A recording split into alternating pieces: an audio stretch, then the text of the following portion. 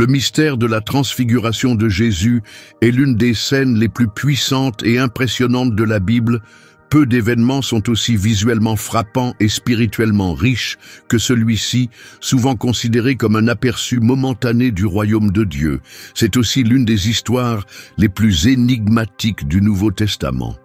Lorsque les gens entendent parler de la rencontre de Jésus avec Moïse et Élie après leur mort, ils imaginent souvent une vision onirique ou symbolique. Mais ce qui s'est passé sur cette montagne était bien plus réel, au-delà de la métaphore, de la raison humaine et des frontières normales de la vie et de la mort. Tout a commencé par une décision consciente prise par Jésus lui-même. Il a délibérément grimpé une haute montagne, loin des foules, et a emmené avec lui seulement 3 de ses disciples. Sachant que sa mission finale à Jérusalem approchait, Jésus a choisi Pierre, Jacques et Jean pour l'accompagner.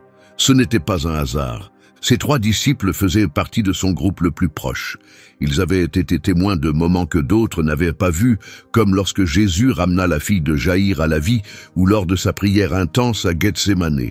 Mais ce qu'ils allaient vivre sur la montagne surpasserait tout ce qu'ils avaient vu.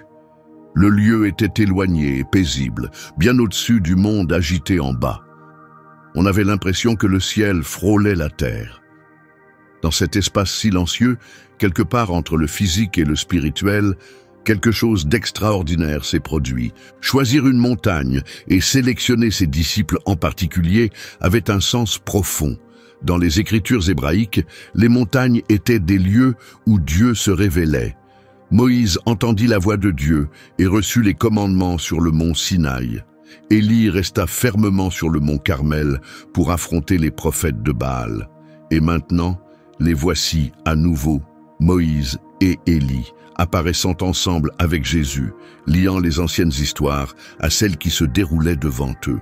Les évangiles de Matthieu, Marc et Luc décrivent ce moment avec des mots simples, mais chaque élément est chargé de signification spirituelle, reliant les révélations passées à l'espoir futur. Grimper la montagne représente aussi un voyage spirituel. Pour témoigner de la gloire de Dieu, nous devons souvent nous séparer du bruit, laisser derrière nous ce qui est confortable, et avancer dans la confiance pour rencontrer Dieu dans un endroit calme. Dans Matthieu chapitre 17, versets 1 et 2, il est dit « 6 jours après, Jésus prit Pierre, Jacques et Jean, et les mena seuls sur une haute montagne. Là, il fut transfiguré devant leurs yeux. Son visage commença à briller comme le soleil, et ses vêtements devinrent éclatants de blancheur. La lumière divine, autrefois cachée dans son corps humain, rayonnait maintenant de l'intérieur, non reflétée par ailleurs, mais jaillissant de son propre être divin. Le mot utilisé dans les évangiles pour transfigurer vient du terme grec métamorpho, qui donne aussi le mot métamorphose. Ce n'était pas simplement un changement visible, c'était une révélation de sa véritable nature. La lumière ne venait ni du ciel, ni de quelque chose à proximité. Elle venait de la gloire éternelle du Fils de Dieu, éclatant à travers sa forme humaine. Jean, qui était présent, écrira plus tard ces mots. « Nous avons vu sa gloire, la gloire du Fils unique qui vient du Père, plein de grâce et de vérité. » Cela se trouve dans Jean chapitre 1, verset 14. Le contraste est frappant, la terre solide sous leurs pieds et l'éclatante vision du ciel devant leurs yeux. La montagne devient plus qu'un simple lieu, elle devient un lien entre l'éternel et le présent. À ce moment-là, le divin rencontra l'humain. L'intemporalité entra dans le présent. 3 hommes ordinaires, des pêcheurs de Galilée, ont été témoins de ce que personne d'autre sur terre n'avait jamais vu. Pas depuis les jours où la présence de Dieu remplissait le tabernacle, une telle gloire n'avait été vue. Mais maintenant, cette gloire se révélait à travers le Christ, avant la crucifixion, avant sa résurrection, avant la venue du Saint-Esprit. Ce n'était pas un rêve ni une métaphore, c'était réel. Ils l'ont vu de leurs yeux et l'ont entendu de leurs oreilles. Ce qui s'est déroulé sur cette montagne n'était pas seulement destiné à leur émerveillement, c'était un signe clair du but de Dieu. Jésus ne les avait pas emmenés là-haut juste pour leur montrer quelque chose de spectaculaire. Il les préparait. Les jours à venir seraient remplis de tristesse et de peur. Ils verraient leur bien-aimé maître rejeté, capturé, torturé et cloué sur une croix. Mais avant que cela n'arrive, Jésus leur donna un aperçu de la gloire qui suivrait la souffrance. Ce moment sur la montagne n'était pas arrivé par hasard. Il est survenu juste après que Jésus ait parlé ouvertement de sa mort à venir et de sa résurrection. Dans Matthieu 16, 28, Jésus dit « Je vous le dis en vérité, quelques-uns de ceux qui sont ici ne mourront pas avant d'avoir vu le Fils de l'homme venant dans son royaume. » Puis, seulement 6 jours plus tard, la transfiguration eut lieu. Ce n'était pas un événement aléatoire. C'était l'accomplissement de cette déclaration, un aperçu, une promesse de ce qui allait suivre. Pierre, Jacques et Jean ont vu de leurs propres yeux ce que l'humanité entière verra un jour. Ils ont vu le Fils de l'homme briller dans l'autorité et la splendeur. Le royaume de Dieu s'est révélé à travers la lumière. L'éternité est entrée dans le flot du temps. Le Sauveur humble a été révélé comme le roi victorieux. Cela ne s'est pas produit dans un temple, une ville ou parmi la foule. Cela s'est produit sur une montagne calme, loin du bruit. Ce choix de lieu n'était pas un accident. Il nous montre aussi quelque chose de spirituel. Parfois, Dieu choisit de se révéler dans des endroits cachés, tranquilles, loin des projecteurs. C'est dans ces moments de silence et de confiance que sa gloire brille. Les disciples ne savaient pas ce qui allait arriver, mais ils ont suivi. Et parce qu'ils l'ont fait, ils ont vu l'impossible. La scène se déroule avec profondeur et émerveillement. Alors que l'éclat brille du visage de Jésus, on dirait que le temps s'arrête. Les disciples se retrouvent debout entre deux mondes. De la vie physique qu'ils connaissent à l'éternel au-delà. Un royaume tel que Jésus l'a décrit dans Luc 17, 21, n'arrivant pas avec des signes visibles, mais maintenant montré à eux dans une beauté éclatante. Cette montagne est brièvement devenue le lieu de rencontre entre le ciel et la terre. Un endroit où le passé et le futur sont restés immobiles devant la présence de Dieu. Moïse et Élie étaient déjà là, mais à ce moment-là, les disciples ne l'avaient pas encore remarqué. Leurs yeux étaient fixés sur Jésus et la transformation qui se déroulait devant eux. L'éclat éblouissant, l'atmosphère surnaturelle et la transformation qui se déroulait devant leurs yeux, tout cela pointait vers quelque chose bien au-delà de ce que l'esprit pouvait comprendre. Il n'y avait pas de mots pour l'expliquer. Seulement l'émerveillement. Ce qu'ils étaient en train de voir, c'était la nature divine de Dieu brillant à travers un corps humain. C'était la réalisation de la prophétie d'Ésaïe 9,6 qui dit « Il sera appelé conseiller merveilleux, Dieu puissant, Père éternel, prince de la paix. » Alors que les disciples s'adaptaient lentement à la lumière radieuse et tentaient de comprendre ce qu'ils voyaient, quelque chose d'encore plus incroyable se produisit. C'était comme si le temps s'ouvrait à nouveau. La barrière entre les vivants et les défunts était levée. 2 figures qui étaient depuis longtemps parties de ce monde apparurent à côté du Christ glorifié. Ce n'étaient pas des illusions ou une partie d'un rêve. Ils étaient réellement là. Moïse, qui était mort, et Élie, qui avait été enlevé au ciel sans mourir, se tenaient maintenant avec Jésus, tandis que la gloire brillait encore de lui. Ce n'étaient ni des anges, ni des symboles. C'étaient des personnes réelles et vivantes. Les disciples savaient, d'une manière ou d'une autre, qui ils étaient, bien qu'ils ne les aient jamais rencontrés. L'un était Moïse, l'homme qui mena les Israélites hors de l'esclavage, celui qui reçut la loi de Dieu sur le mont Sinaï. L'autre était Élie, le prophète qui fit descendre le feu du ciel et pria pour que la pluie s'arrête et recommence. Leur présence aux côtés de Jésus n'était pas simplement étonnante, elle portait une signification spirituelle profonde. Mais elle soulevait aussi l'un des grands mystères de la Bible. Comment pouvait-il apparaître là, alors que l'un était mort et que l'autre n'avait jamais connu la mort? Pour comprendre cela, nous devons plonger profondément dans les Écritures, tissant ensemble des événements d'antan, le moment présent et l'éternité elle-même. Commençons par Moïse. Dans Deutéronome 34,5, il est dit « Moïse, serviteur du Seigneur, mourut là, dans le pays de Moab, selon l'ordre du Seigneur. » La Bible rend clair que Moïse est mort. Le verset suivant, Deutéronome 34, 6, nous dit que Dieu lui-même a enterré Moïse, et personne n'a jamais trouvé sa tombe. Son passage fut paisible, sacré et plein de mystères. Il mourut sur le mont Nebo, contemplant la terre promise par Dieu, bien qu'il ne fût pas autorisé à y entrer. Pourtant, des centaines d'années plus tard, il est vivant, se tenant aux côtés du Messie. Ce moment surprenant révèle quelque chose de profond. La mort ne signifie pas disparition ou inconscience. La vie continue au-delà du corps.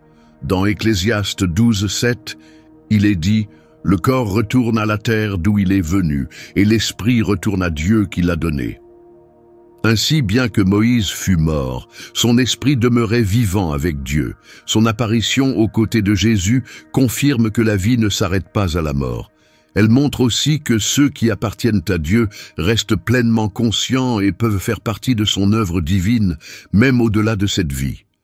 L'histoire d'Élie est différente. Il n'est jamais mort. Dans 2 Rois 2:11, nous lisons « Élie monta au ciel dans un tourbillon ».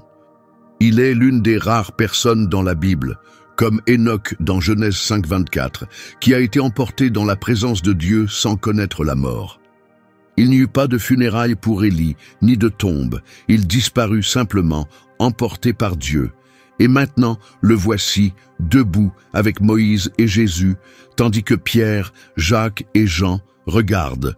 Ce moment incroyable envoie un message fort. Cette scène n'est pas seulement une rencontre céleste, c'est un aperçu de ce qui se passera à la fin des temps. Moïse et Élie n'apparaissent pas seulement comme des figures célèbres du passé d'Israël. Ils symbolisent chacun quelque chose de plus grand. Moïse représente ceux qui sont morts en croyant en Dieu, ceux qui reposent maintenant et attendent d'être ressuscités. Élie représente ceux qui seront encore vivants lors du retour de Jésus et seront instantanément transformés. Ensemble, ils forment une image complète du peuple racheté de Dieu, ceux qui sont passés et ceux qui seront changés en un instant. Cette idée reflète ce que Paul écrira plus tard dans 1 Corinthiens 15, 51 à 52. « Nous ne mourrons pas tous, mais nous serons tous changés en un clin d'œil à l'instant où la dernière trompette sonnera. » Il y a aussi quelque chose d'autre à remarquer. Moïse et Élie n'apparurent pas silencieusement. Ils étaient pleinement vivants, parlants et conscients. Dans Luc 9, 31, il est dit « 2 hommes, Moïse et Élie, apparurent dans une gloire éclatante et parlèrent avec Jésus. » Leur conversation avait un objectif. Ils parlaient avec lui de ce qui allait bientôt se passer à Jérusalem. La Bible décrit leur apparition comme « glorieuse », montrant qu'ils étaient vêtus d'une radiance céleste. Et leur sujet ? La mort prochaine de Jésus. Le texte grec original utilise le mot « exode » pour décrire ce que Jésus allait accomplir. Nous examinerons ce terme plus en détail plus tard, mais même maintenant, il est clair que Moïse et Élie comprenaient le but de la mission de Jésus. Cela nous montre que dans le domaine spirituel, il y a conscience, intention et direction. Ce ne sont pas des âmes perdues, ce sont des serviteurs saints, éveillés et impliqués dans l'œuvre éternelle de Dieu. Mais pourquoi Moïse et Élie ont-ils été choisis pour ce moment? Pourquoi pas d'autres? Une partie de la réponse réside dans la manière dont leurs vies sur terre se sont terminées. Moïse mourut, mais personne n'a jamais découvert son corps. Élie fut enlevé sans mourir. Il y a aussi une mention intéressante dans le Nouveau Testament, dans Jude verset 9. Il est dit que l'archange Michel eut un conflit avec le diable au sujet du corps de Moïse. Ce détail inhabituel suggère que quelque chose de sacré et caché entourait la mort de Moïse. Un mystère protégé par Dieu, pointant vers un futur moment de gloire. Moïse et Élie, à bien des égards, se tiennent des 2 côtés d'une même histoire. Leur vie montre 2 chemins différents. L'un à travers la mort, l'autre à travers la transformation. Moïse avait déjà vu Dieu sur une montagne, mais il ne lui avait jamais été permis d'entrer dans la terre promise. Élie, cependant, fut pris au ciel dans un éclat de gloire. Moïse représente le voyage de la foi menant vers la promesse. Élie montre le triomphe final. entrer dans la vie éternelle sans mourir. Moïse mourut après un acte de désobéissance. Élie fut enlevé en récompense d'une vie fidèle. Maintenant, tous deux se tiennent côte à côte avec le Fils de Dieu. C'est comme si l'histoire elle-même avait été soigneusement tissée, menant à ce moment précis sur la montagne. Il est aussi important de noter que Moïse et Élie n'ont pas été réincarnés ou ressuscités des morts. Ils étaient vivants, mais dans un état glorifié, partie d'une réalité au-delà du monde physique que nous connaissons. Cette rencontre rejette la croyance que la mort est la fin. Selon les Écritures, les fidèles ne disparaissent pas simplement. Ils continuent de vivre, et plus encore, ils restent impliqués dans le plan éternel de Dieu. Ce moment défie également l'idée qu'il n'y a pas de conscience après la mort. Moïse prouve cette idée fausse. Il n'est pas seulement vivant, il est engagé dans une conversation avec le Messie sur des événements futurs, des événements qui n'ont pas encore eu lieu dans le temps. Cela montre que l'éternité voit ce que nous considérons encore comme l'avenir. C'est comme si, pour un bref moment, le temps lui-même s'était arrêté. Passé, présent et futur étaient tous unis dans ce lieu sacré. Et quelque chose d'autre est clair. Les disciples ont immédiatement reconnu Moïse et Élie. Cela nous dit quelque chose d'essentiel. Notre identité continue dans l'éternité. Nous ne nous dissolvons pas ou ne nous perdons pas. Nous restons les mêmes personnes, bien que transformés. Pierre, Jacques et Jean savaient exactement qui ils voyaient. Personne ne les leur a présentés. Ils savaient simplement, par une vue divine et une reconnaissance spirituelle. Ce que ces trois disciples ont vu était quelque chose que très peu de gens ont jamais vu. Ils se tenaient devant deux hommes qui incarnaient la révélation de Dieu jusqu'à ce moment. Moïse avait autrefois parlé directement avec Dieu, comme il est raconté dans Exode 33:11. Élie avait entendu la voix de Dieu dans un doux murmure, comme il est enregistré dans 1er Roi 19. Maintenant, tous deux se tenaient devant Jésus, la parole vivante, Dieu en forme humaine. Cette scène puissante parle aussi de l'idée de véritable autorité. Aussi grands que furent Moïse et Élie, ils n'étaient pas le centre d'attention. Ils se tenaient à côté de Jésus, non sous les projecteurs. Ils ne parlaient pas pour eux-mêmes. Tous les regards et tous les mots étaient centrés sur le Christ. Moïse apporta la loi. Élie prépara le chemin pour le Seigneur. Mais maintenant, ils se prosternaient devant celui qui accomplit tout ce à quoi ils avaient fait référence. La loi, les prophéties, la promesse. Alors que les disciples tentaient de tout assimiler, ils commencèrent à capter des morceaux d'une conversation qui s'étendait au-delà de ce qu'ils pouvaient imaginer. Et le sujet de cette conversation n'était pas ce qu'ils attendaient. Ce n'était pas une question de triomphe ou de pouvoir sur terre. Ils parlaient de la croix, de la mort à venir et d'un départ, bien que ce départ ne signifie pas perte, mais délivrance. Et ici, un seul mot caché dans les textes de l'Évangile prend une nouvelle signification puissante. C'est un mot ancien, rempli de mémoire et de poids. Autrefois, il faisait référence à l'évasion d'Israël d'Égypte. Mais maintenant, il pointe vers Jérusalem. Il lie Moïse, Élie et Jésus dans une seule mission divine. Il parlait d'un exode, et cet exode nouveau allait se dérouler non en secret, mais pour que le monde entier en soit témoin, sur une autre montagne appelée Golgotha. Que disait-il exactement? Nous ne connaissons pas tous les détails, mais un mot met en lumière cette scène entière. Exode. Le sommet de la montagne reste inondé de lumière. Jésus, brillant de gloire divine, se tient avec Moïse et Élie, tous deux radieux de splendeur. Pierre, Jacques et Jean sont silencieux, submergés par l'instant. Mais sous les puissantes images, quelque chose de plus profond se passe. Il y a une conversation en cours, un échange significatif entre trois figures éternelles, remplies du poids complet de l'histoire du salut. Seul Luc nous donne un aperçu de leurs paroles. Dans le chapitre 9, verset 31, il écrit « Ils apparurent dans la gloire et parlèrent avec lui de son départ qu'il allait bientôt accomplir à Jérusalem. » Mais le mot grec utilisé pour départ est « exode ». Ce n'est pas une coïncidence. Ce mot ne décrit pas simplement poétiquement la mort, il ouvre la porte à une compréhension plus profonde.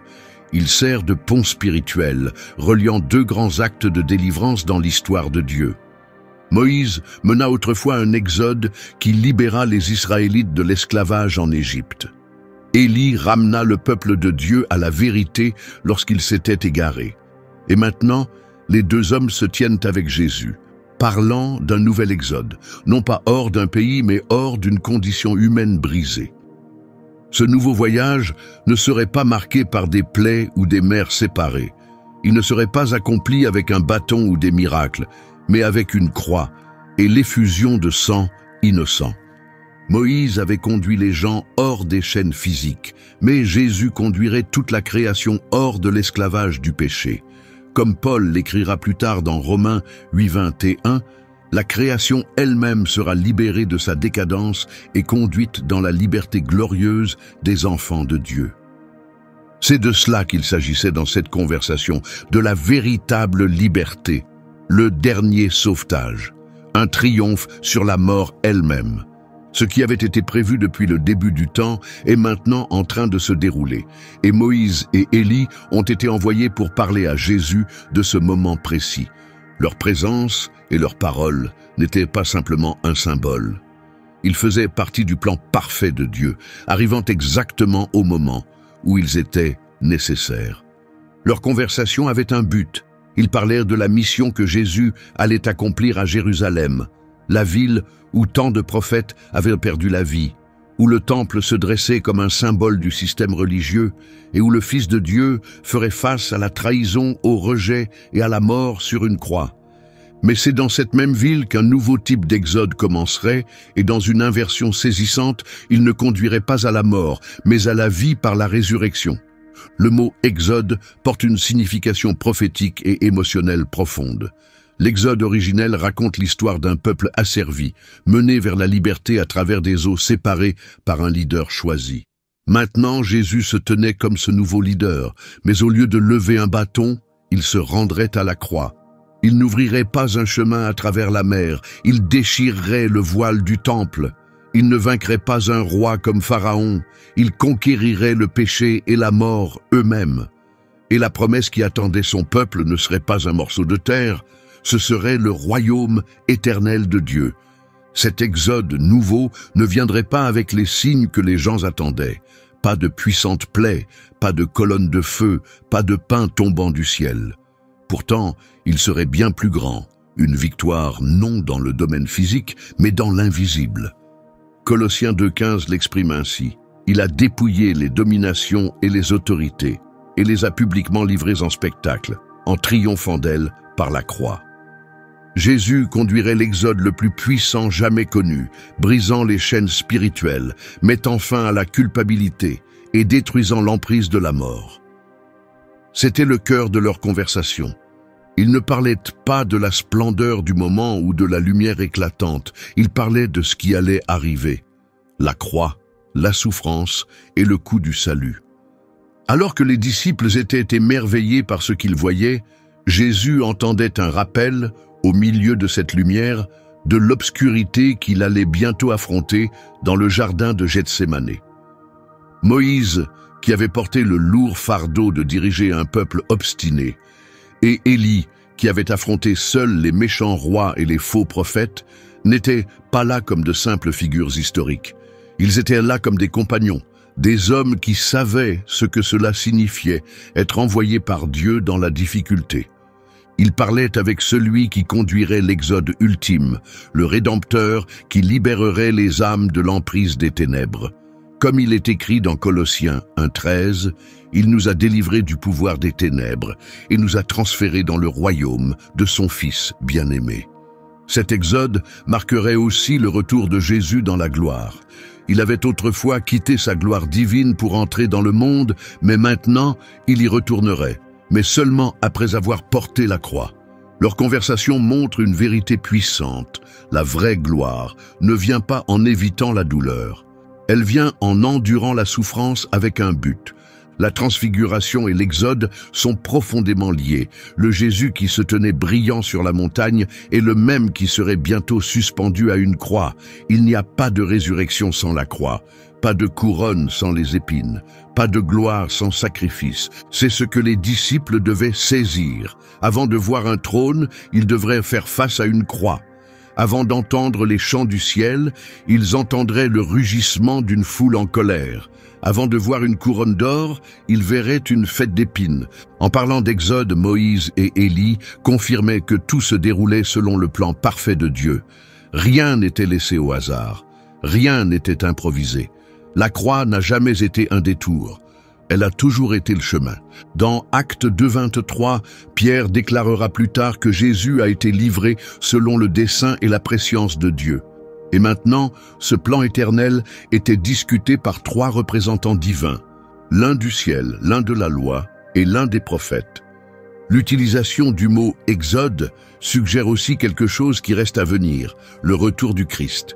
Tout comme Moïse descendit de la montagne après avoir rencontré Dieu et Élie réapparut en esprit à travers le ministère de Jean-Baptiste, Jésus aussi reviendrait après son départ. Son voyage ne se terminerait pas par la mort mais par la résurrection et finalement dans la gloire. Jésus fit cette promesse dans Jean 14:3. « Si je m'en vais vous préparer une place, je reviendrai et je vous prendrai avec moi. » Les disciples ne pouvaient pas encore comprendre ce qu'ils étaient en train de voir, mais avec le temps, le Saint-Esprit leur rappellerait tout cela. Alors qu'ils regardaient leur Seigneur être emmené, battu et enterré, le souvenir de ce moment resterait, et lorsqu'ils le verraient vivant à nouveau, ils réaliseraient enfin. L'Exode avait eu lieu, et la liberté avait été acquise. Ce moment sacré sur la montagne prouve que la croix était déjà discutée au ciel avant qu'elle n'apparaisse sur terre. Le ciel savait ce que le monde ne pouvait pas encore comprendre, que la gloire viendrait à travers la douleur, et que la mort conduirait à la victoire. Pour comprendre véritablement la transfiguration, les disciples devaient comprendre l'Exode. Pas celui d'Égypte, mais celui au centre de l'Évangile, où le plus grand acte de libération de Dieu était sur le point de se dérouler. Tandis que le ciel parlait de sacrifice, les disciples pouvaient seulement regarder. Mais quelque chose d'encore plus grand venait. Si Moïse et Élie représentèrent le passé et Jésus se tenait dans le présent, une question restait. Pourquoi ces deux-là? Pourquoi pas Abraham ou David ou Isaïe? Pourquoi Moïse et Élie apparaissent-ils maintenant à ce moment précis? La réponse réside dans le dessein plus profond des Écritures. Leur présence n'était pas un accident. Elle était intentionnelle. C'était le destin qui s'accomplissait. C'était la prophétie qui se manifestait à la lumière, vivante et visible, juste devant les yeux des disciples. La transfiguration n'était pas simplement une démonstration de gloire. Elle faisait écho à l'Ancien Testament et en révélait le véritable centre, Jésus-Christ. Mais pourquoi des figures comme Abraham ou David n'apparaissent-elles pas? Étant donné combien de héros de la foi sont mentionnés dans les Écritures, c'est une question légitime. Pourquoi Moïse et Élie étaient-ils les seuls à se tenir avec Jésus pendant ce moment puissant? Pourquoi pas Abraham, connu comme le père de la foi, ou David, appelé un homme selon le cœur de Dieu? La réponse va plus loin que l'histoire. Elle nous montre quelque chose d'essentiel sur le plan de Dieu et est directement liée à la structure qui a façonné l'espoir tant attendu du Messie. Moïse et Élie n'étaient pas simplement des figures historiques importantes. Ils étaient des images vivantes des 2 fondements principaux de l'Ancien Testament, la loi et les prophètes. Moïse reçut les commandements sur le mont Sinaï. Il apporta l'alliance de Dieu au peuple et révéla la sainteté de Dieu, ainsi que la gravité du péché. Élie, en revanche, était un prophète audacieux qui défiait les rois et les foules. Il parlait pour Dieu, appelant les gens à revenir, à vivre justement et à rester fidèles.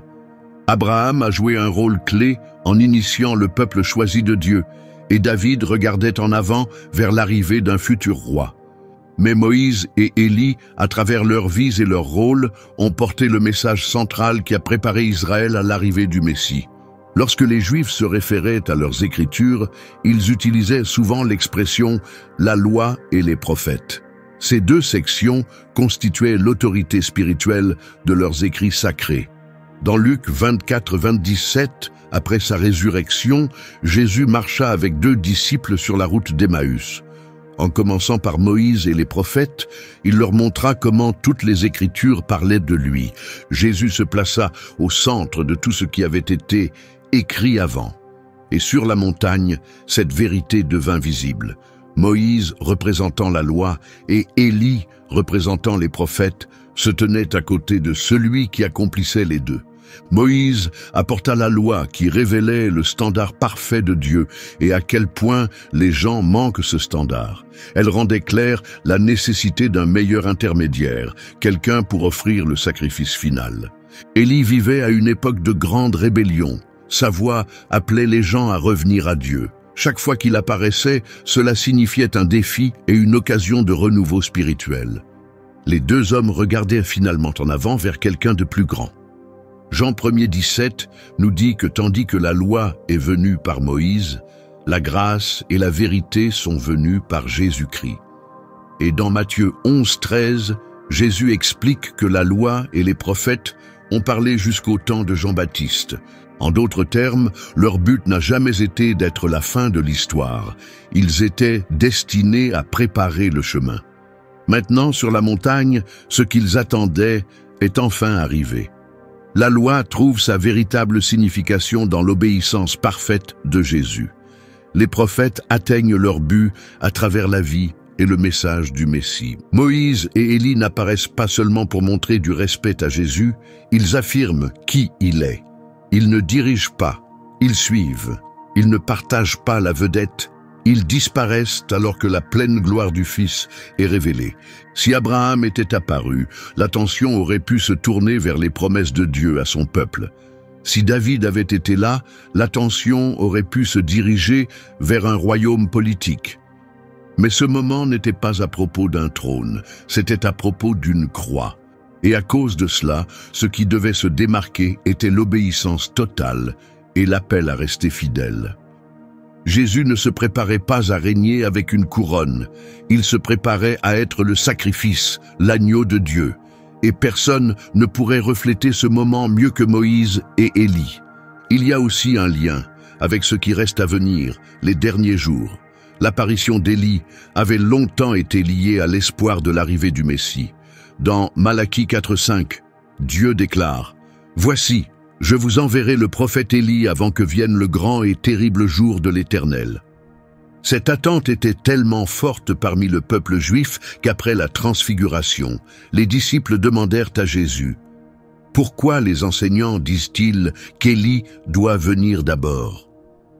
Jésus répondit clairement dans Matthieu 17,12 « Élie est déjà venu et les gens ne l'ont pas reconnu. » Ici, Jésus faisait référence à Jean-Baptiste. Comme l'ange Gabriel l'avait annoncé dans Luc 1,17, Jean est venu dans l'esprit et la puissance d'Élie. Pourtant, l'apparition d'Élie sur la montagne suggère aussi un moment futur, le jour du Seigneur. Sa présence parle de quelque chose au-delà de ce monde, quelque chose qui pointe vers ce qui reste à venir. Moïse, quant à lui, mourut dans des circonstances inhabituelles. Personne ne sait où il a été enterré. Le verset 9 de Jude parle même d'un conflit spirituel au sujet de son corps. Pourquoi cela a-t-il de l'importance? Parce que le rôle de Moïse va au-delà de sa vie. Sa mission ne concernait pas seulement le passé, elle avait aussi une signification prophétique pour l'avenir. Ensemble, Moïse et Élie ne représentent pas seulement le fondement de l'Ancien Testament, ils sont aussi 2 grands témoins qui nous mènent à Jésus. L'un représentait la parole écrite, la loi, l'autre la parole prononcée, les prophètes. Et tous 2 s'écartent maintenant pour faire place à celui qui est la parole vivante, Jésus en forme humaine. Ils apparaissent brièvement, puis disparaissent, parce que leur rôle est accompli. Mais pour le Christ, tout ne fait que commencer. C'est pourquoi, lorsque tout est terminé, les disciples lèvent les yeux et ne voient plus que Jésus se tenant là. Le message est clair, il est le centre, la loi est partie, les prophètes ne sont plus présents, mais le Fils reste. À partir de ce moment-là, l'histoire n'est plus portée par Moïse ou Élie, elle est racontée à travers Jésus. Une nouvelle promesse, une nouvelle relation avec Dieu est en train de prendre forme. Et celui qui parle maintenant n'est pas seulement un messager de Dieu, c'est Dieu lui-même, parlant de sa propre voix. Ce changement est puissant. Dans Hébreux 1:1-2, il est dit qu'autrefois, Dieu a parlé de nombreuses manières à travers les prophètes.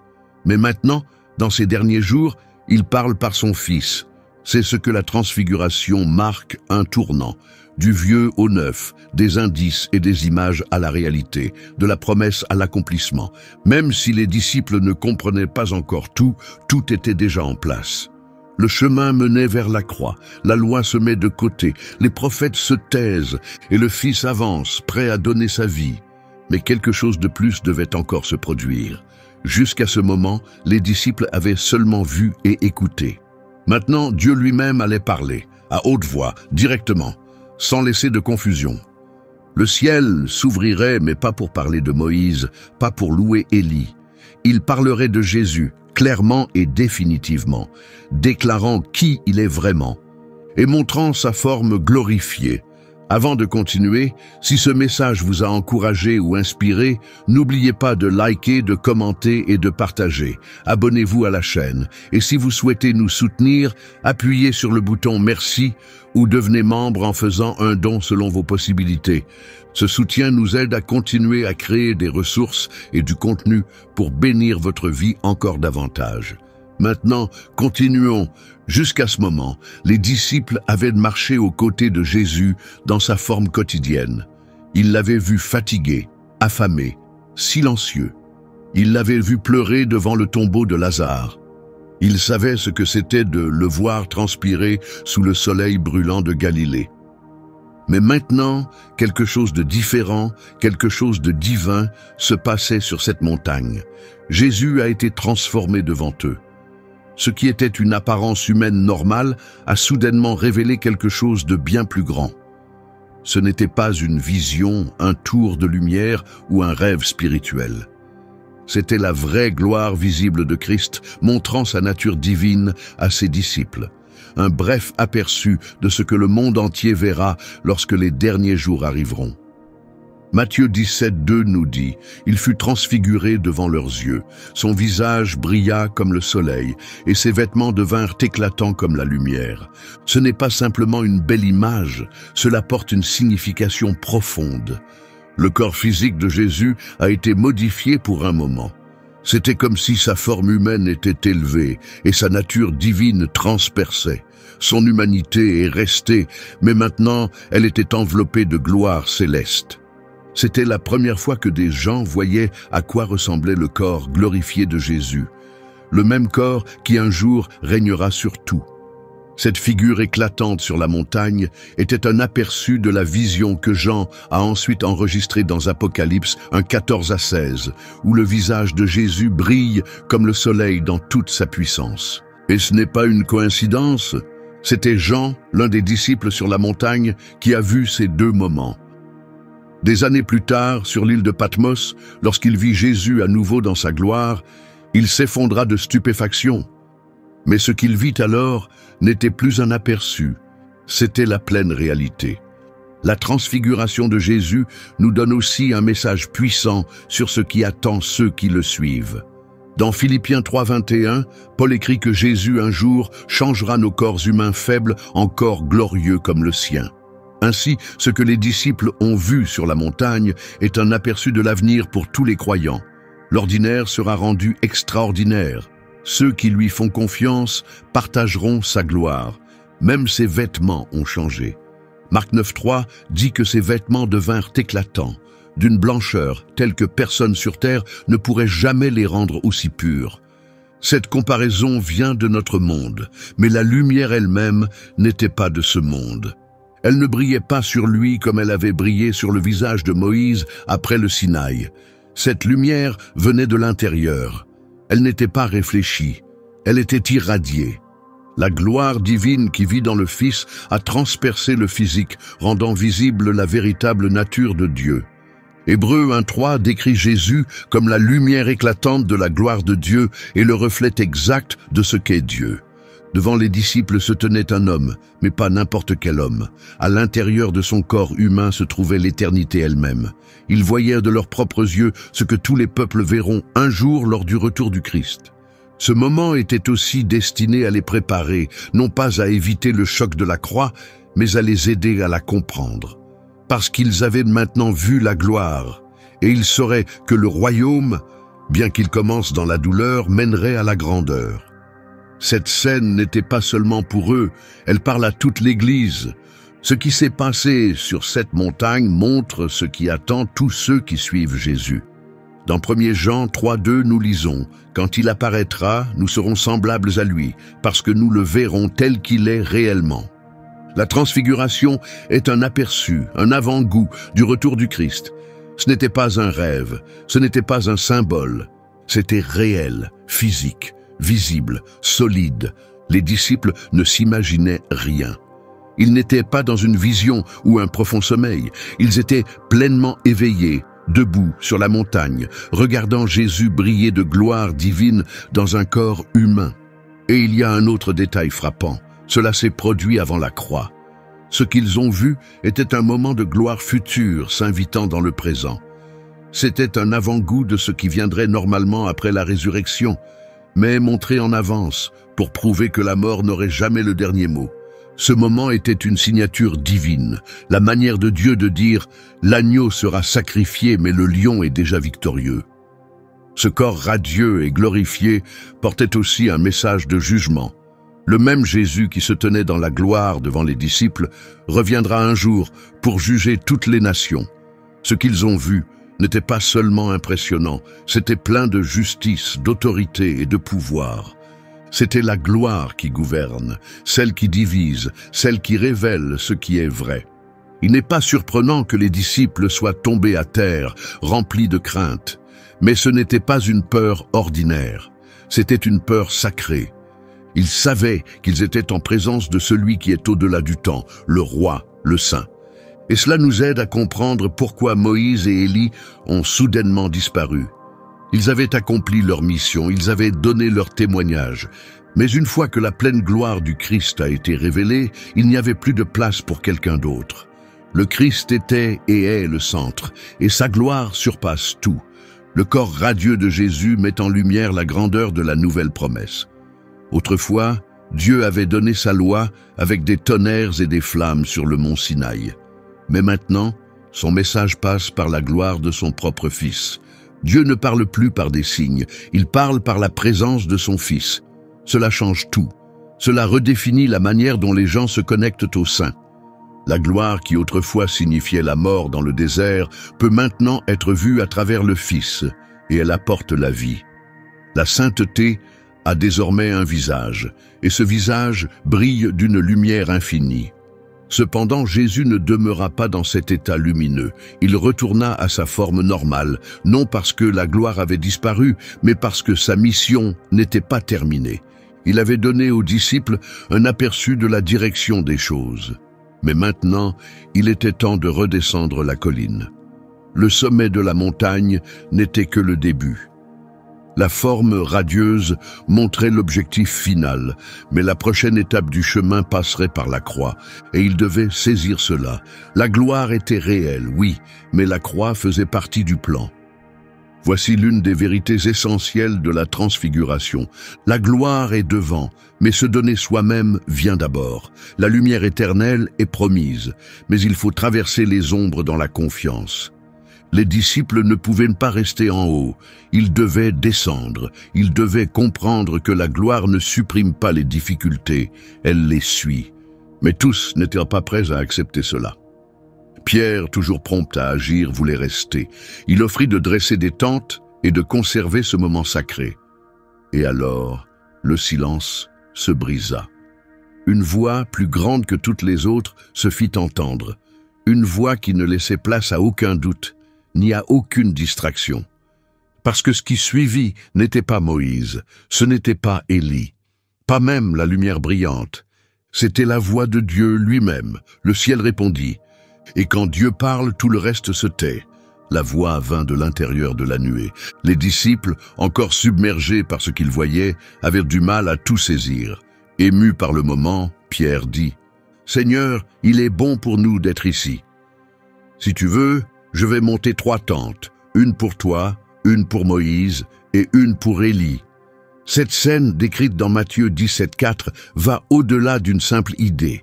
Elle dévoile quelque chose de plus profond. L'envie humaine de s'accrocher au sommet spirituel, de transformer les moments sacrés en traditions fixes et souvent, sans s'en rendre compte, de traiter Jésus comme égal à d'autres qui ont servi Dieu. Pierre ne comprenait pas pleinement ce qu'il voyait. Il essayait de mettre Jésus sur le même niveau que des figures légendaires du passé. En suggérant 3 tentes, il a involontairement rendu la gloire de Moïse, l'influence d'Élie et la présence de Jésus égales. C'est alors que le Père intervient. Un nuage radieux les enveloppe et de l'intérieur de celui-ci, une voix se fait entendre. Pas d'un humain, pas d'un être céleste, mais de Dieu lui-même. Le ciel répond avec puissance, clarté et finalité. Dans Matthieu 17,5, la voix dit « Celui-ci est mon Fils bien-aimé, en qui j'ai trouvé toute ma joie. Écoutez-le. » Ces quelques mots dissipent toute confusion. Jésus est au-dessus de tout. Il n'est pas seulement un enseignant ou un autre messager, il est le Fils de Dieu. Et une fois cela clarifié, les comparaisons ne sont plus nécessaires. C'est la 2e fois que la voix du Père est entendue affirmant son Fils. La première fois, c'était lorsque Jésus a été baptisé et a commencé sa mission publique. Maintenant, sur cette montagne, la voix parle à nouveau, introduisant le chemin qui mène à la croix. Mais le Père fait plus que simplement exprimer son amour. Il donne un ordre direct. Écoutez-le. Ne suivez pas la loi avant tout, ne traitez pas les prophètes comme la voie finale, suivez le Fils, il est le message complet et final de Dieu. Le nuage dans ce récit est plein de symbolisme. Dans les temps anciens, le nuage montrait la proximité de Dieu avec son peuple. Il les a conduits à travers le désert, a rempli la tente de la rencontre et a couvert le mont Sinaï. Maintenant, ce même nuage entoure Jésus, non pour créer de la distance, mais pour déclarer que la présence pleine de Dieu réside en lui. Hébreux 1,2 le confirme. Dans ces derniers temps, Dieu nous a parlé par son Fils. Le long silence des âges s'est terminé, non avec de nouvelles lois ou davantage de visions, mais avec Dieu devenant chair et parlant en tant que parole vivante. Lorsque les disciples ont entendu la voix, ils sont tombés à terre, submergés de peur. Ce n'était pas seulement de l'admiration, c'était une peur sacrée.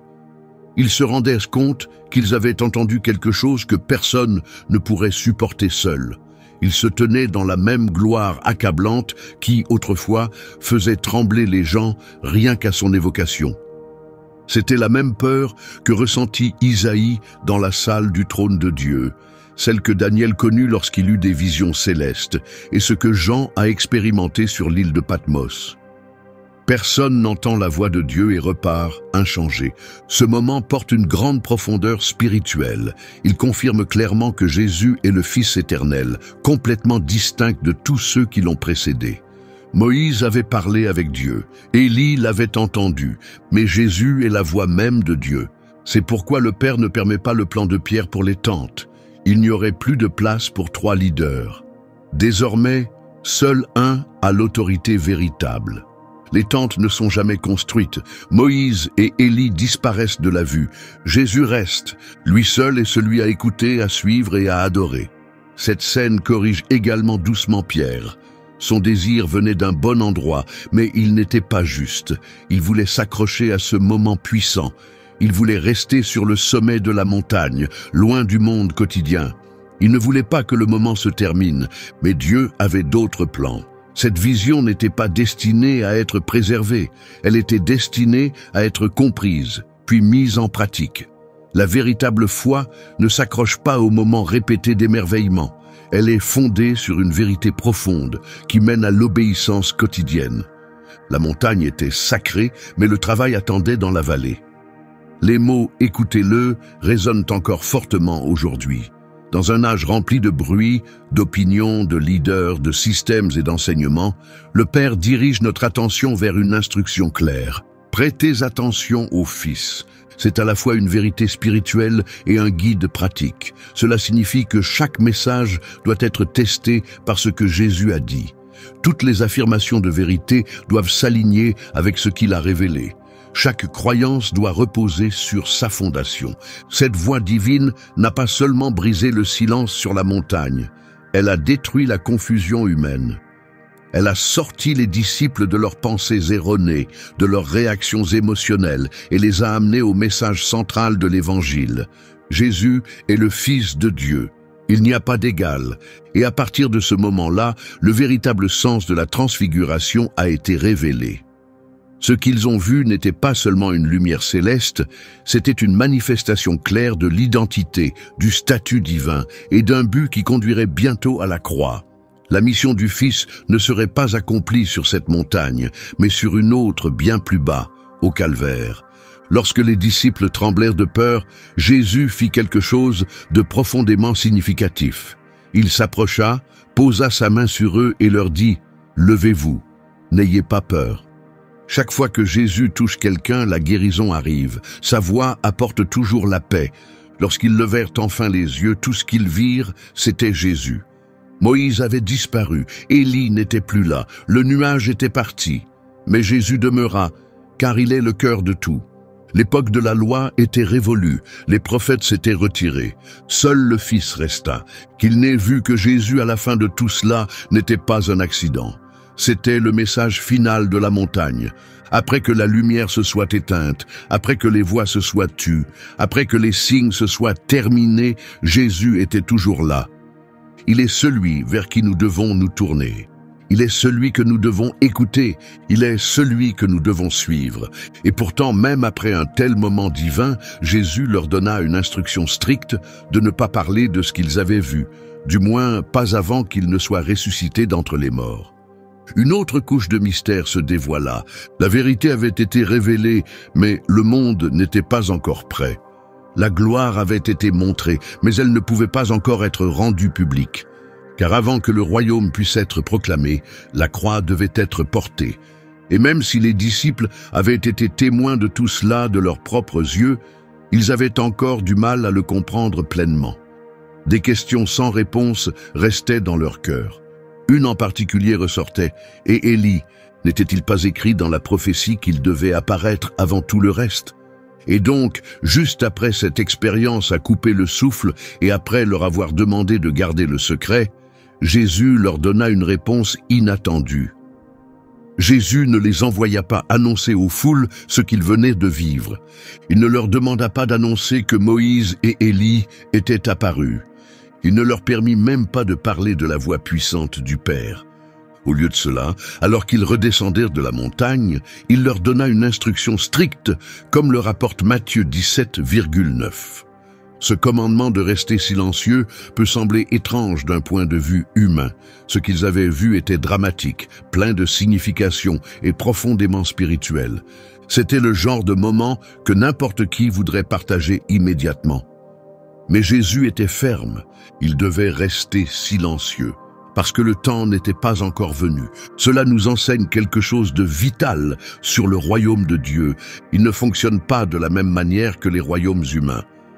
Le long silence de l'histoire n'a pas été interrompu par de nouvelles lois ou une autre vague de prophéties, mais par la présence vivante de Dieu en forme humaine.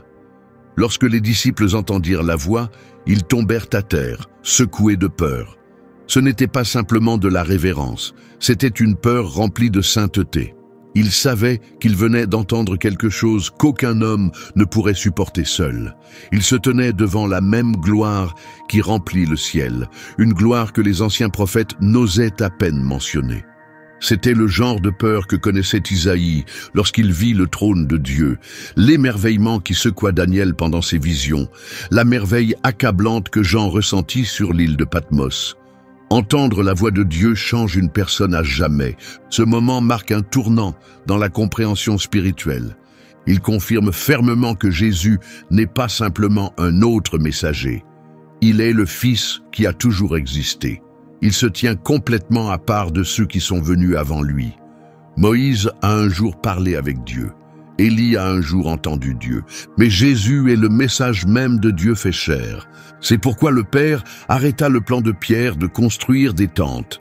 L'époque de l'autorité partagée était terminée. Désormais, un seul dirigerait. Aucune tente n'a été construite. Moïse et Élie ont disparu discrètement.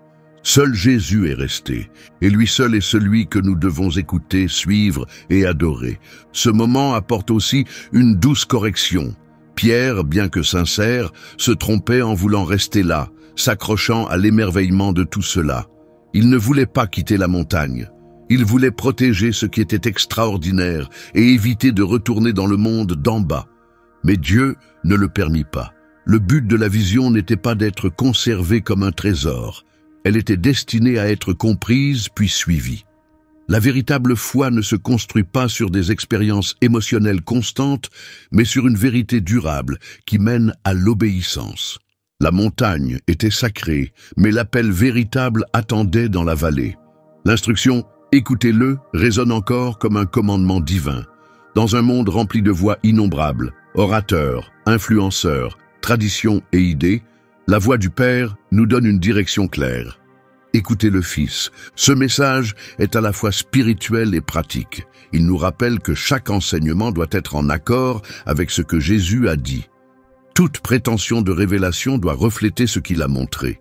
Chaque croyance doit être enracinée en lui. La voix ne se contenta pas de briser le silence de la montagne, elle éclata le silence de la compréhension humaine. Elle tira les disciples de leur confusion et les ancrant dans la vérité au centre de l'Évangile. Jésus est le Fils de Dieu. Il n'y a personne d'autre comme lui. Et à partir de ce moment, la véritable signification de ce qu'ils avaient vu commença à prendre forme.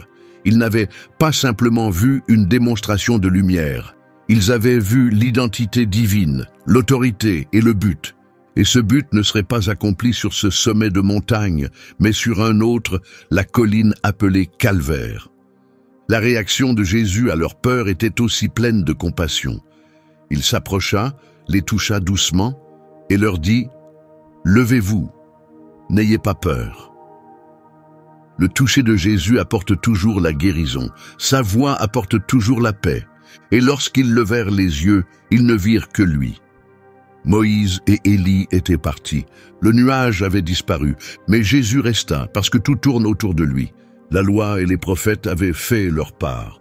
Maintenant, seul le Fils se tenait là. Le fait que les disciples n'aient vu que Jésus à la fin n'était pas un accident. C'était le message durable de ce qu'ils venaient de voir. Lorsque la lumière s'éteint, lorsque les voix s'éteignent, lorsque les signes se terminent, il reste. Il est celui vers qui nous devons tourner nos yeux. Il est celui que nous devons écouter. Il est celui que nous devons suivre. Pourtant, même après une telle expérience incroyable, Jésus leur donna une instruction claire, de ne pas en parler avant qu'il ne soit ressuscité d'entre les morts. Un nouveau mystère se déployait. La vérité avait été révélée, mais le moment de la partager n'était pas encore venu. La gloire avait été montrée, mais elle n'était pas encore prête pour une déclaration publique. Car avant que le royaume puisse être annoncé, la croix devait être portée. Même s'ils avaient été témoins de quelque chose d'incroyable, les disciples ne comprenaient toujours pas tout. Ils avaient encore des questions et l'une d'elles ressortait. Et Élie.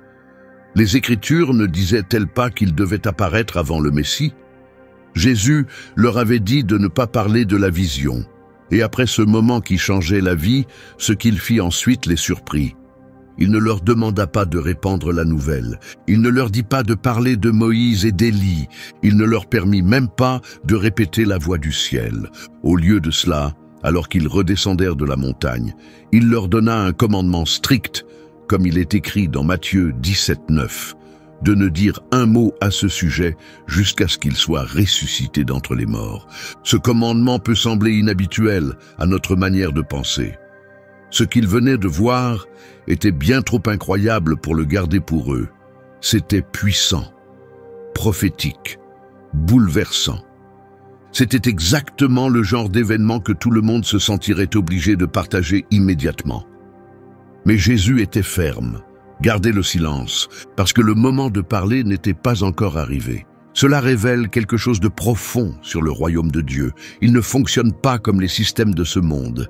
Il n'est pas construit sur la popularité ou l'attention. Il grandit silencieusement, comme une graine enfouie dans le sol. À ce moment-là, la gloire de Jésus ne pouvait pas être séparée de sa souffrance à venir. Si les disciples étaient descendus de la montagne en disant à tout le monde que Jésus avait brillé comme le soleil, que Moïse et Élie étaient apparus et qu'une voix venant du ciel l'avait appelé le Fils bien-aimé de Dieu, cela aurait provoqué une excitation folle. Les gens étaient désespérés de trouver un leader politique, quelqu'un pour briser le pouvoir romain et restaurer la fierté nationale. Mais annoncer la gloire sans mentionner la croix tordrait la véritable mission du Messie. La lumière qu'ils avaient vue était réelle, mais sa signification ne pouvait être pleinement comprise que dans le contexte du sacrifice. Le visage lumineux de Jésus devait être lié à la souffrance qui bientôt le marquerait. Le royaume qu'il venait apporter arriverait par le rejet et non par les louanges. Le trône ne viendrait qu'après les épines, et jusqu'à ce que tout cela se produise, la vision devait rester cachée. Ce silence protégeait aussi les disciples. Ils n'étaient pas encore prêts à expliquer ce qu'ils avaient vu. Le moment était trop sacré pour des paroles superficielles. Ils avaient entrevu l'éternité, mais ils vivaient encore dans un monde lié au temps. Ils comprenaient l'expérience, mais pas encore sa pleine signification. Le silence permettait à la vérité de prendre racine et de grandir en eux. Plus tard, le Saint-Esprit ouvrirait leurs esprits et leurs cœurs pour saisir pleinement ce que ce moment sur la montagne signifiait vraiment. Jésus savait que la croix ébranlerait même ceux qui étaient les plus proches de lui. Il savait que la trahison, les coups et la crucifixion apporteraient une profonde tristesse et confusion. C'est pourquoi il permit à quelques-uns d'entre eux de témoigner de sa gloire, non pas pour qu'ils en parlent, mais pour qu'ils puissent s'y accrocher. Lorsque tout semblerait perdu, lorsque le ciel s'assombrirait au-dessus de la croix, il se souviendrait de ce sommet. Il comprendrait que la souffrance n'était pas un échec, c'était une partie du plan, que la gloire n'avait pas disparu, elle attendait simplement. L'instruction de garder le silence remplissait également quelque chose de plus profond, un but prophétique. Les écrits d'Isaïe, en particulier le chapitre 53, décrivent le Sauveur à venir comme quelqu'un de rejeté, meurtri et méprisé. Si la transfiguration avait été partagée trop tôt, cela aurait détourné l'attention de ces prophéties. Le peuple n'était pas prêt pour un serviteur. Ils attendaient un souverain. Mais le royaume de Dieu ne commence pas par la célébration. Il commence par le sacrifice. Il commence par déposer tout ce que l'on a. Il commence dans le silence. En disant à ses disciples de ne pas en parler avant qu'il ne soit ressuscité, Jésus marqua un tournant dans l'histoire. Ce n'est qu'après avoir vaincu la mort que le sens complet de la gloire serait clair. Le même Jésus qui se tenait radieux sur la montagne serait bientôt suspendu et brisé sur une croix. Et seuls ceux qui auraient compris à la fois la beauté et la douleur pourraient véritablement porter le message du royaume. Ce timing divin, Dieu choisissant de cacher des parties de son plan jusqu'au bon moment, est quelque chose que l'on voit tout au long des Écritures. Dans Colossiens 1:26, Paul décrit un mystère caché à travers les âges, maintenant révélé au peuple de Dieu. La transfiguration faisait partie de ces éléments cachés. Un aperçu de la rédemption qui ne se précise qu'à travers la croix, le tombeau vide et le don de l'Esprit. Et ce schéma n'a pas changé. Même aujourd'hui, il y a des moments où Dieu nous montre quelque chose de puissant, mais nous demande de le garder dans une confiance silencieuse. Il y a des moments où Dieu révèle de puissantes vérités spirituelles, mais nous demande de rester silencieux pour l'instant. C'est parce que chaque chose a son moment approprié. Ce que nous vivons dans des lieux sacrés peut avoir besoin de rester secret jusqu'à ce que nos cœurs soient préparés et que le plan complet de Dieu se dévoile. Cependant, les disciples ne pouvaient pas se débarrasser d'une question qui les tourmentait. Il y avait une prophétie qui ne semblait toujours pas avoir de sens. Ils venaient juste de voir Élie sur la montagne. Mais les enseignants de la loi avaient toujours dit qu'Élie devait apparaître avant tout le reste. Alors pourquoi le royaume n'avait-il pas encore été pleinement révélé? Où Élie s'insérait-il dans l'histoire? Ils n'étaient pas censés partager ce qu'ils avaient vu avec les foules, mais la question restait avec eux. Au fond, ils sentaient qu'il manquait quelque chose, et ils étaient sur le point d'entendre une réponse qui relierait les pièces à travers le temps, du passé au présent et à ce qui était encore à venir. En descendant de la montagne, Élie restait dans leurs esprits. La transfiguration avait été accablante et pleine de sens, mais une ancienne promesse résonnait encore. Élie viendrait avant le grand et terrible jour du Seigneur. Il venait de le voir, debout à côté de Moïse, parlant avec Jésus. Ce moment avait-il pu accomplir la prophétie? Matthieu 17, 10-13 raconte ce qu'ils demandèrent. Pourquoi alors, dirent les disciples, les enseignants disent-ils qu'Élie doit venir d'abord? Jésus répondit, c'est vrai, Élie viendra et apportera la restauration, mais je vous dis qu'Élie est déjà venu, et les gens ne l'ont pas reconnu. Ce que Jésus dit offre un aperçu clé de la manière dont la prophétie fonctionne. L'Élie dont il est question dans Malachie 4:5 était déjà venu, mais pas de la manière dont les gens l'imaginaient. Jean-Baptiste arriva avec le même esprit et la même puissance qui reposait autrefois sur Élie, comme l'avait déclaré l'ange Gabriel dans Luc 1:17. La mission de Jean était de préparer les gens à l'arrivée du Seigneur. Il confrontait la nation et les exhortait à revenir à Dieu. Mais, comme Jésus l'expliqua, beaucoup ne réalisèrent pas qui il était véritablement. La même cécité s'appliquerait plus tard à Jésus lui-même. Cette génération était avide de merveilles et de miracles, mais ils manquèrent le moment où Dieu était juste devant eux. Sur la montagne, les disciples venaient de voir quelque chose d'incroyable, la gloire du Christ révélée. Mais même avec ce moment puissant, ils devaient encore apprendre que le royaume de Dieu ne se déploierait pas de la manière qu'ils imaginaient.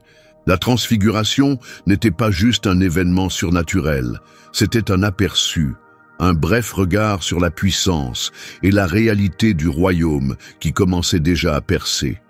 Juste avant cela, dans Matthieu 16:28, Jésus leur avait dit « Certains d'entre vous qui êtes ici ne mourront pas avant d'avoir vu le Fils de l'homme venir dans son royaume. » Cette promesse commençait à prendre forme sur cette montagne. Pierre, Jacques et Jean n'étaient pas juste des spectateurs. Ils entraient dans un moment où l'éternité frôlait le temps. Les gens pensent souvent au royaume de Dieu comme quelque chose de lointain, mais ce moment a révélé qu'il est déjà actif, déjà en mouvement, déjà proche. Lorsque Jésus fut transformé, affirmé par la voix du Père et vu en train de parler avec Moïse et Élie, c'était une déclaration. Le royaume n'est pas seulement futur, il est présent. Ce royaume commence silencieusement, à l'intérieur du cœur, mais un jour, tout le monde le verra pleinement. Voir Jésus, Moïse et Élie ensemble montrait la complétude du royaume. La loi, les prophètes et la parole vivante étaient unis, passé, présent et futur, se rencontrant en un seul endroit. Dans ce moment sacré, la montagne n'était pas seulement un décor, elle devint un espace sacré, une rencontre sainte où le ciel rencontra la terre. Mais les disciples ne comprenaient pas encore comment ce royaume prendrait vie. Il ne surgirait pas par la force. Il n'y aurait ni victoire militaire, ni cérémonie royale, ni pouvoir politique. Ce royaume viendrait par le sacrifice, par la mort de Jésus, par la croix, en donnant tout. C'est pourquoi la gloire ne pouvait pas rester visible. C'est pourquoi Jésus leur dit de garder le silence. Le royaume était déjà arrivé, mais sa pleine révélation était encore à venir. La transfiguration servit de signal puissant, pointant vers ce qui allait venir, mais aussi leur rappelant d'ouvrir les yeux sur ce que Dieu était déjà en train de faire. Ce que Pierre, Jacques et Jean ont vu sur cette montagne est un aperçu de ce que le monde entier verra un jour, lorsque le ciel s'ouvrira et que le Fils de l'homme reviendra dans la gloire. Jusqu'à ce jour final, les croyants sont appelés à vivre dans l'espace entre ce qui est et ce qui sera. Ils portent l'espoir de ce qui est à venir, tout en affrontant les luttes du présent.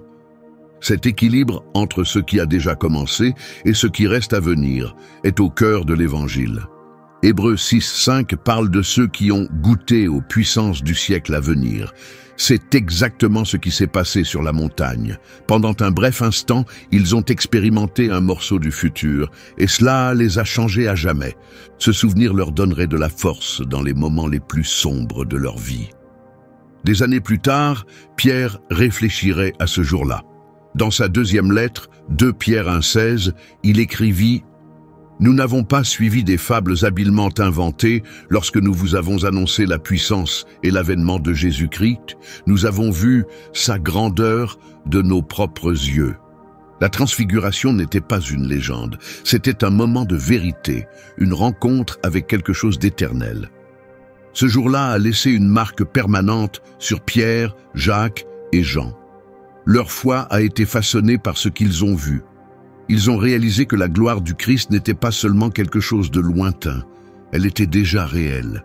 Ils ont aussi compris que le royaume ne viendrait pas par la force ou la domination, mais à travers une obéissance humble. Et que toute personne qui veut partager la gloire de Jésus doit aussi être prête à partager sa souffrance. La transfiguration parlait des peurs et des doutes profonds dans le cœur humain.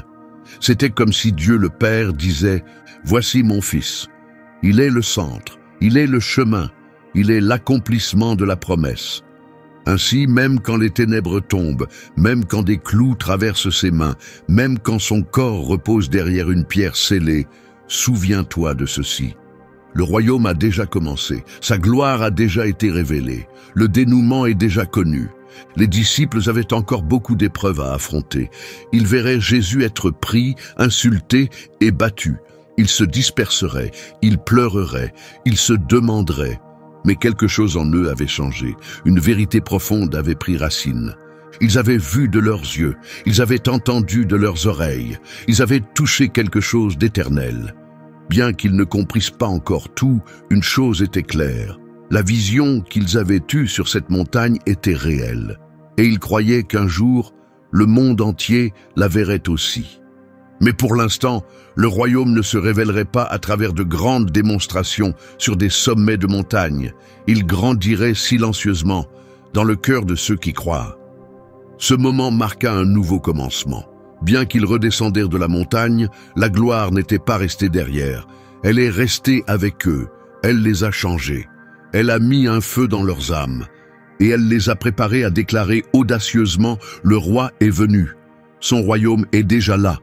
Un jour, il reviendra non en secret, non silencieusement, et non juste pour un moment, mais pour régner éternellement. » Le mont de la transfiguration n'était pas juste une scène de brillance divine. C'était un puissant rappel que même quand nous traversons la confusion, le silence, la douleur ou le sacrifice, le royaume de Dieu est toujours proche. C'est un royaume déjà vivant dans chaque cœur qui lui fait confiance. Et un jour, tout le monde le verra pleinement révélé. Jésus n'était pas seulement le centre de ce moment incroyable, il est le centre de toute l'histoire. Il est l'accomplissement de la loi, le dernier mot après les prophètes, l'espérance pour les défunts, la force pour ceux qui sont encore ici. Il est la lumière qui reste avec nous même après que nous ayons quitté la montagne. Il est le Fils profondément aimé du Père, et même maintenant, il continue d'appeler.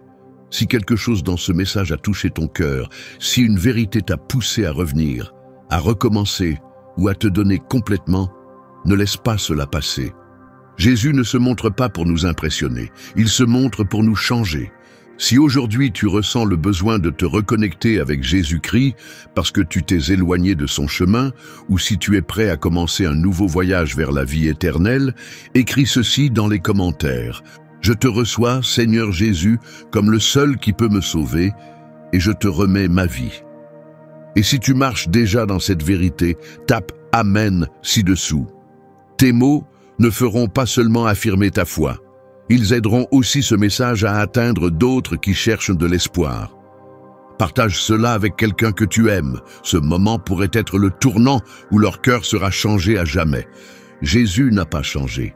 Il est le même. hier, aujourd'hui et toujours. Et même si nous ne pouvons pas encore le voir de nos yeux, nos cœurs peuvent toujours reconnaître sa présence, jusqu'à ce que nous nous retrouvions.